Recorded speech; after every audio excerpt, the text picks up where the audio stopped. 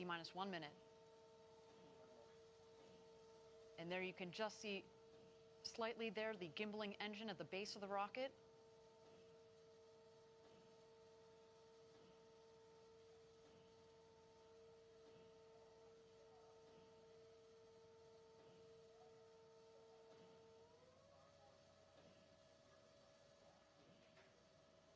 All right, everybody. Chris Bosshausen, Glenn DeVries, Audrey Powers, and William Shatner are about to go where very few humans have gone before. Ladies and gentlemen, it's time to launch this rocket. Godspeed, New Shepard.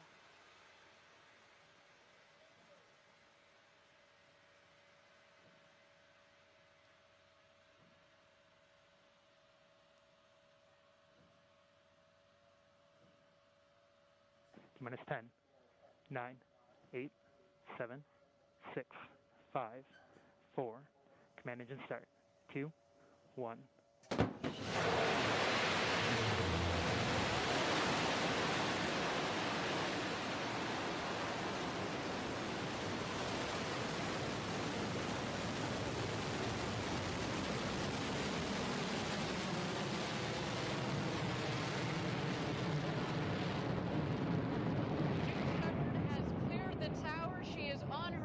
With the second human spaceflight crew. What a launch. We are on our way to Max Q, the first milestone here on its flight to space.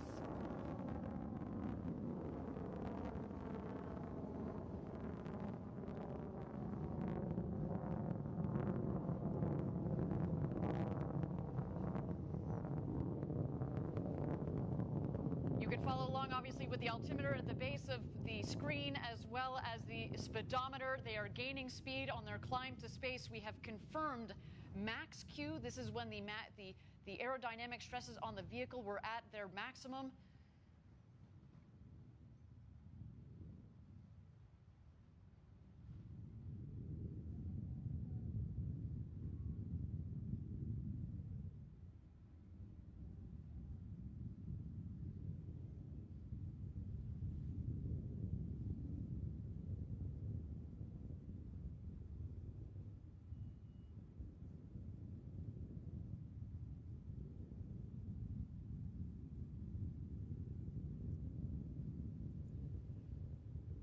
Thank you again, everybody, for joining us live for New Shepard's second human flight with Audrey Powers, William Shatner, our customers Glenn DeVries and Chris Bosshausen on board. They are well on their way to space.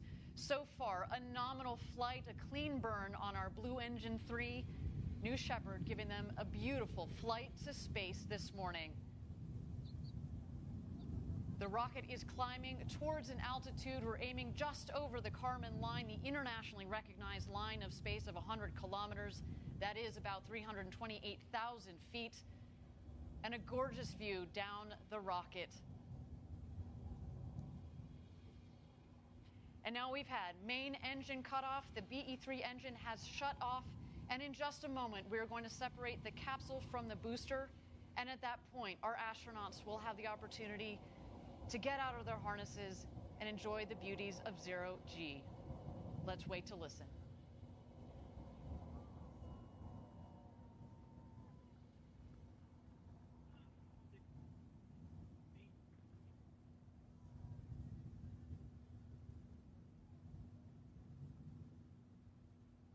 And there you can see a clean separation between the capsule and the booster.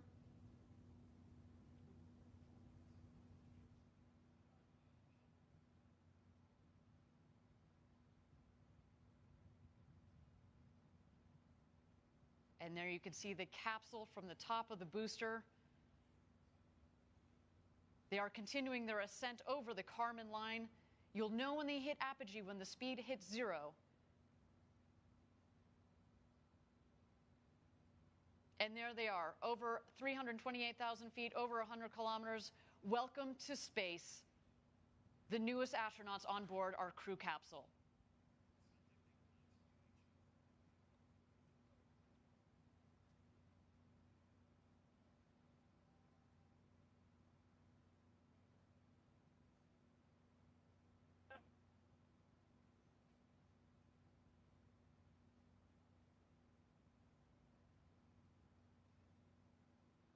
And there they are. They have just about hit their apogee at about 351,000 feet.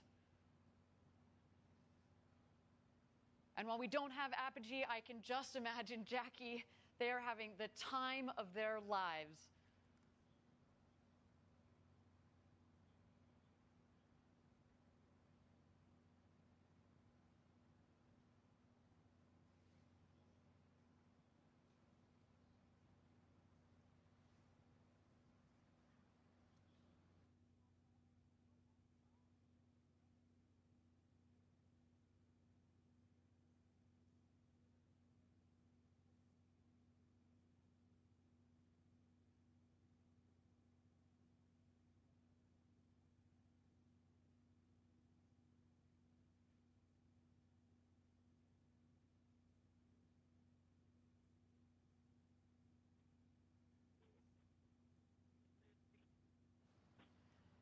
Thank you again, everybody, for joining us live from West Texas. So far, a nominal flight for our second human crew.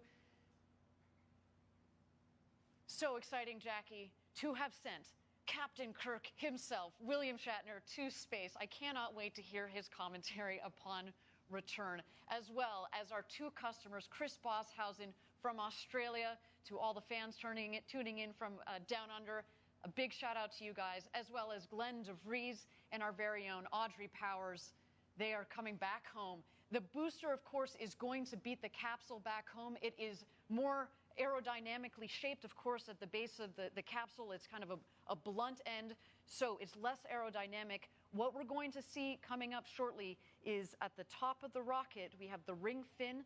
There's some what we call the pie fins that extend from the ring fin, as well as the drag brakes. The pie fins, the wedge fins, help stabilize the vehicle, kind of like the feathers at the back of an arrow. And then you will also see the drag brakes. And as you mentioned, Jackie, it cuts the velocity dramatically. There you can see the wedge fins are out.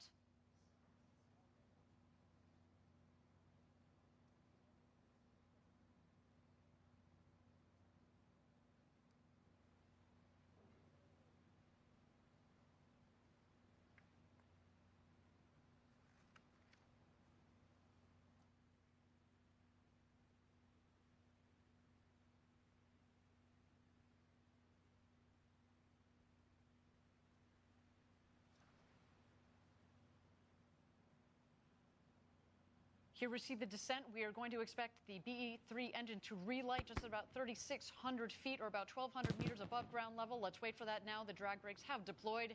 And here we come, New Shepard.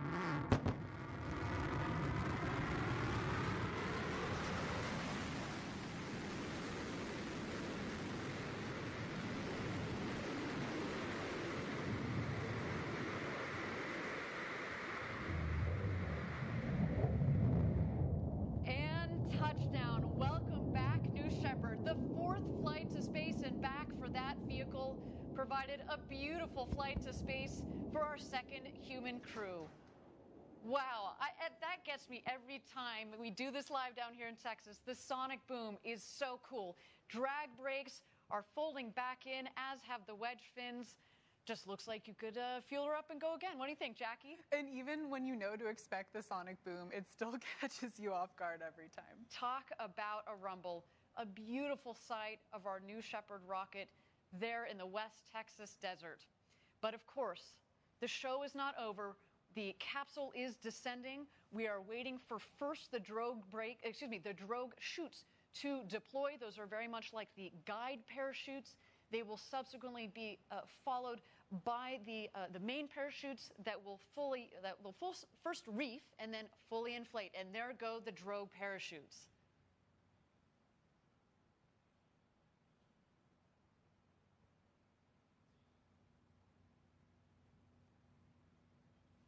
And here come the mains. Whew, what a flight.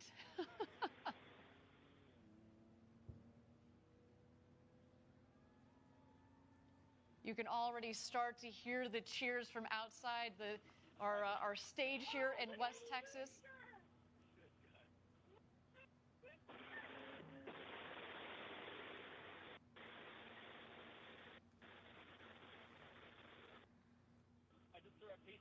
pull up.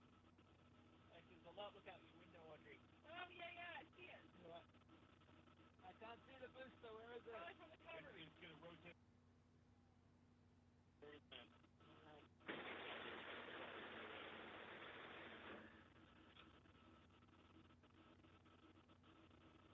I want to find that pod and take it home. How about that, guys? How about that, guys? That was unlike anything they described. All right, we got less than 1,000 feet. All right, raise. Heads down.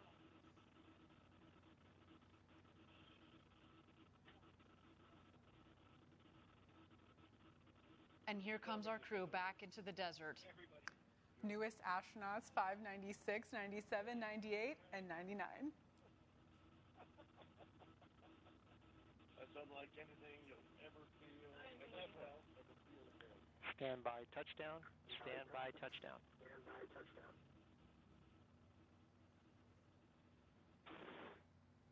And capsule touchdown. Welcome back, the newest astronauts, Audrey Powers, William Shatner, our customers, Glenn DeVries, and Chris Boshausen. What a day for you. Welcome back. I cannot wait to talk to them, Jackie, and just get what they experienced up there this morning. What a clean and beautiful flight from the rocket for our astronauts. What an absolutely stunning flight. And I also loved hearing that audio of them on their way back about how this experience was for them. And I can't wait to hear their stories. Well, you heard William Shatner say, this is like nothing I've ever experienced before. So coming from a man who has experienced space who for has decades. gone warp speed and traveled the entire intergalactic universe. This was like nothing he's ever seen before. What a day for our astronauts. So now our team is preparing landing safety operations and recovery of our astronauts from the crew capsule. We'll be on the ground at the landing site to follow the action in just a bit, maybe even talk to the world's newest astronauts. Some absolutely breathtaking stuff. And I'll note that you're going to see the recovery team show up very shortly because we actually send them out before the capsule has landed, because through our modeling, we're very, very good at analyzing where the capsule is going to come down, given where we know. Very precise on that landing. Exactly, where the winds are.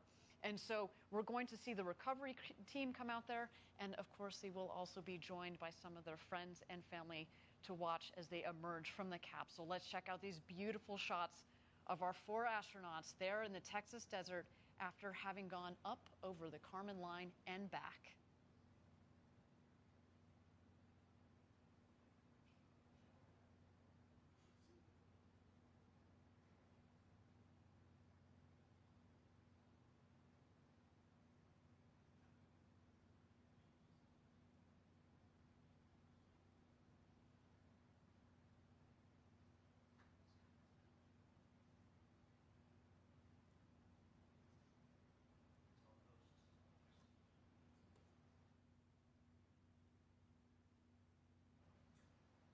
And here's some beautiful shots of our 4 astronauts in the capsule awaiting the recovery team. I understand from Capcom that they have had communications with those 4 astronauts, and they have all given the thumbs up that they are doing A-OK after an exhilarating flight to space and back.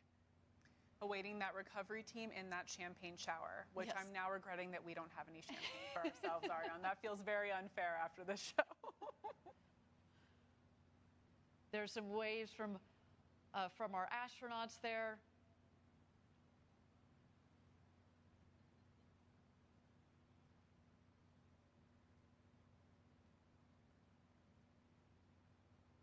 And there in the foreground, you see the capsule, the background, their ride to space, the New Shepard booster. Again, that booster has flown to space and back 4 times with this flight.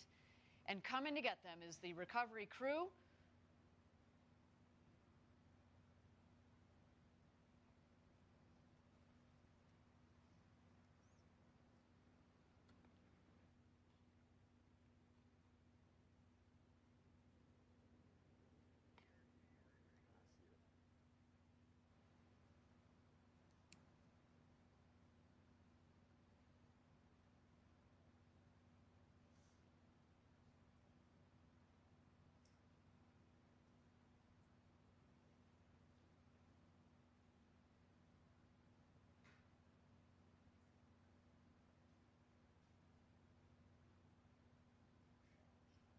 And Jackie, you can see there, again, beautiful shots of the capsule. The parachutes actually have fallen pretty close to the capsule itself, meaning that there isn't a lot of ground wind out there.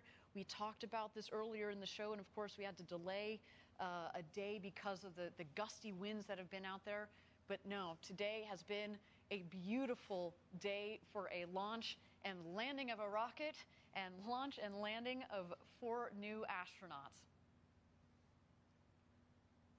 I know we were talking to Chris a couple days ago, and he actually flew that USB full of music from around the world to space. As you mentioned, he's a DJ. So, of course, we have our new astronauts. We have our Club for the Future postcards that have just returned from space. And, of course, you know, some of the personal items like this awesome USB full of music.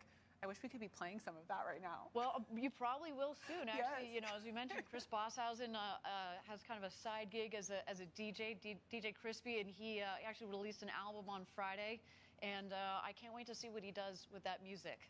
Some musicians on board, too. Of course, William Shatner, everybody knows him as an actor. He also sings.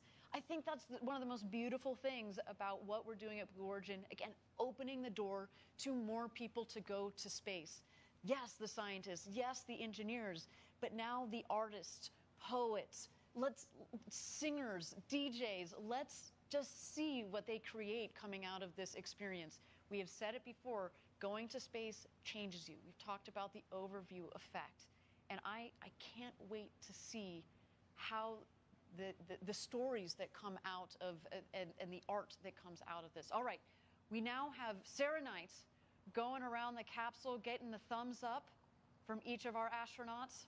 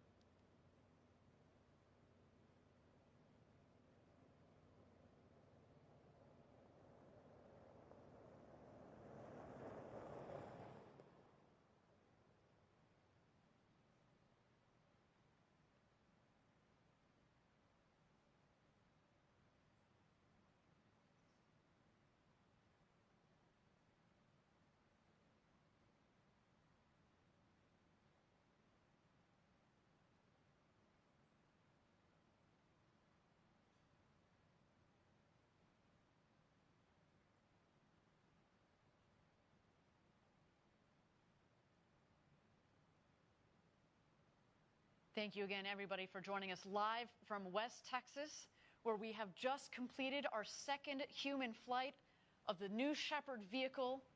Our crew on board, the great William Shatner, now who has become the oldest person to have ever flown to space at the ripe age of 90 years old, our very own Audrey Powers, as well as our 2 customers, Glenn DeVries and Chris Bosshausen. Our recovery crew is out there and is about to open the hatch.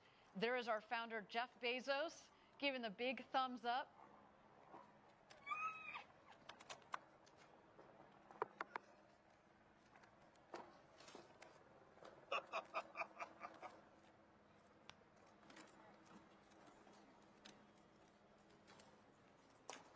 This looks like a familiar shot I remember seeing recently. Yes. A very happy birthday.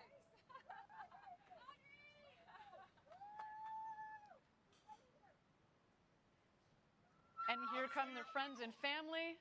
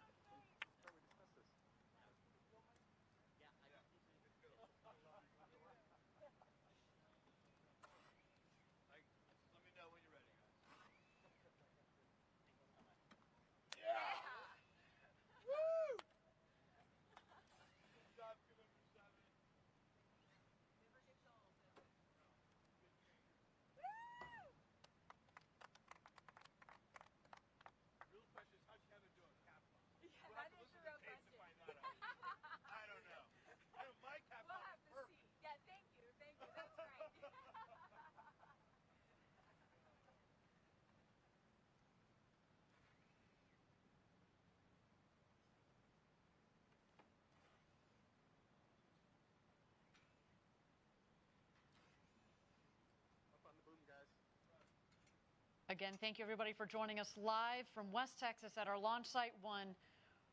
Our second human space flight crew has gone to space and back up over the Kármán line, just over 351,000 feet.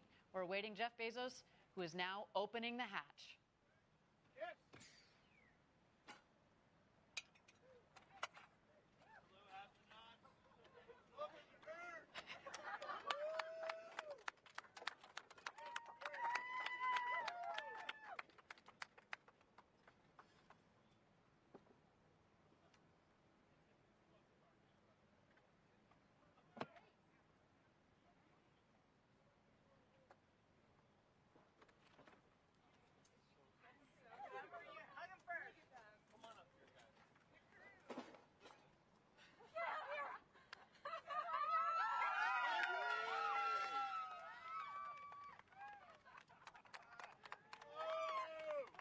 There's Audrey Powers, a big hug from her sister. Captain Kirk himself, the great William Shatner.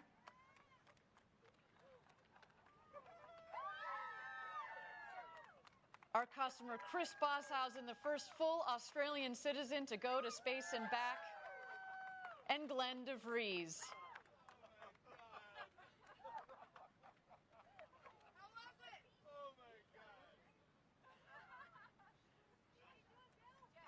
Some big hugs from their loved ones.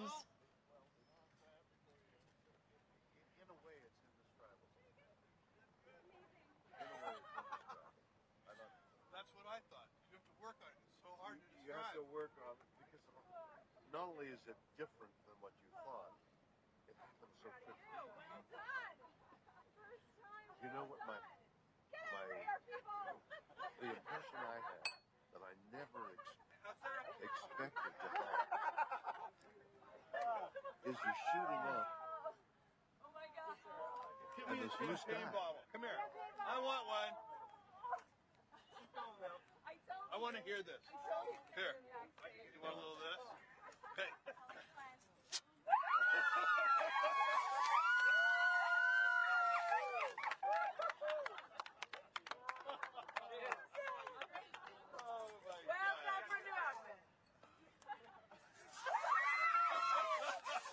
The champagne showers have begun.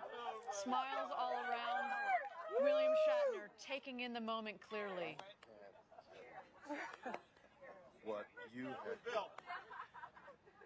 If everybody in the world needs to do this. Everybody in the world needs to see the